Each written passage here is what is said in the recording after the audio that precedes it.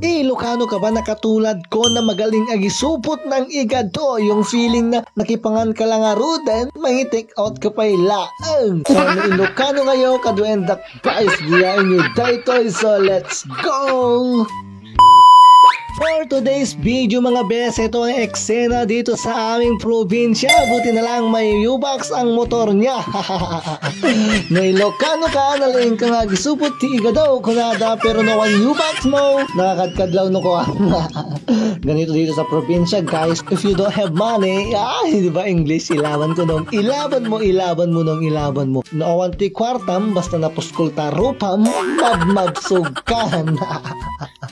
Basta lang kasimple guys, ti kabibiyag mi dito yung probinsya mi. Kastoy pagdidinamagan, itimakan pagraramanan.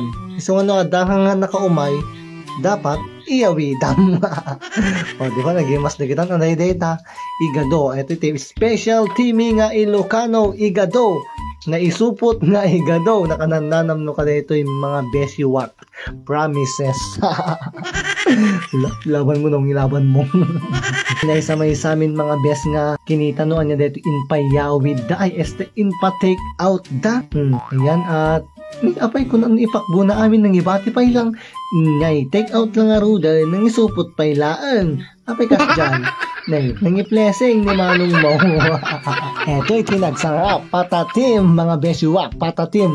O diba naka-red na? Nagsarap nga tadetan mga besyuwak. Stomach progress na naman ang manong nyo si Q. At eto na ang kabuuan ng lahat. Yan meron kaming igado, lauya, patatim, at meron pang isa na hindi ko alam kung ano yung luto. So, kami pa ilang mabush, biyaman kami pa nagbuyayo.